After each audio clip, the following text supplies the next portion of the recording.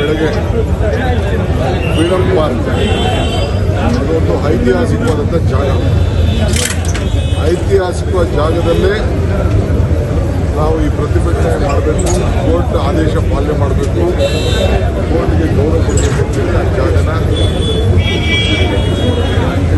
ಹಿಂದೆಗಡೆ ಏನೋ ದೊಡ್ಡ ಜಾಗ ಇತ್ತು, ಆ ಜಾಗದಲ್ಲಿ ಏರ್ಪಾಟ್ ಮಾಡಿದ್ದೀವಿ.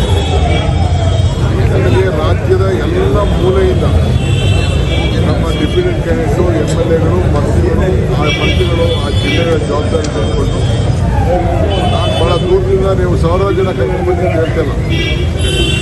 ಅಟ್ಲೀಸ್ಟ್ ಪ್ರತಿಯೊಂದು ಅಸೆಂಬ್ಲಿ ಕ್ಷೇತ್ರದಿಂದ ಈ ಬೆಂಗಳೂರು ಸುತ್ತಮುತ್ತಲು ಬಿಟ್ಟು ಕನಿಷ್ಠ ಒಂದು 50 ಜನ ಲೀಡರ್ಸ್ ಅವರು ಬರಬೇಕು ಅನ್ನೋದು ಕೂಡ ನಾನು ಮಾರ್ಗದರ್ಶನ ಕೊಟ್ಟಿದ್ದೇನೆ.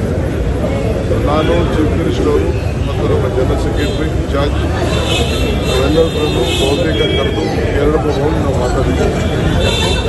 ಇದೊಂದು ಇಡೀ ದೇಶಕ್ಕೆ ಬೆಂಗಳೂರು, ಪ್ರತಿಯೊಂದು ಸಂದರ್ಭದಲ್ಲೂ ಕೂಡ ಬೆಂಗಳೂರು ಮತ್ತು ಕರ್ನಾಟಕ ಇಡೀ ದೇಶಕ್ಕೆ ಒಂದು ಸಂದೇಶ ಹೋಗಿದೆ.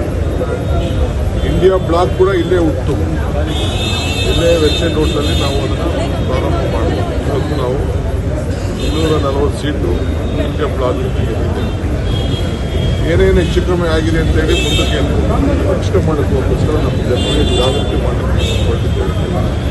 ಬೆಂಗಳೂರು ನಗರದ ಎಲೆಕ್ಷನ್ನು 5 ಕಾರ್ಪೊರೇಷನ್ ಎಲೆಕ್ಷನ್ನು ನಾವು ನವೆಂಬರ್ 1ನೇ ತಾರೀಕು ಕಂಪ್ಲೀಟ್ ಎಲ್ಲ ಕ್ಯಾರಿಡ್ ಆಫ್ ಇವೆಂಟ್ಸ್ ನಾವು ಫೈಲ್ ಮಾಡ್ತೀವಿ.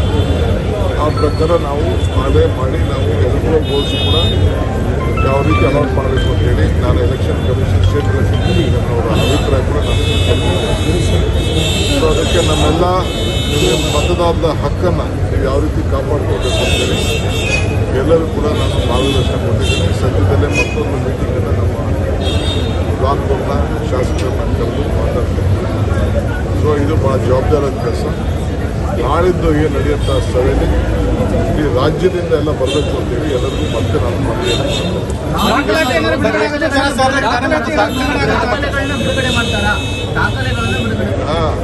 ರಾಹುಲ್ ಗಾಂಧಿ ಅವರು ಏನು ಮಾತಾಡ್ತಾರೆ, ಏನು ಬಿಡುಗಡೆ ಮಾಡ್ತಾರೆ ಅಂತ ನಾಳೆ ನೀವು ಗೊತ್ತಾಗ್ತದೆ. ಆಮೇಲೆ ನಾಳೆ ಮಾತಾಡ್ತಾರೆ.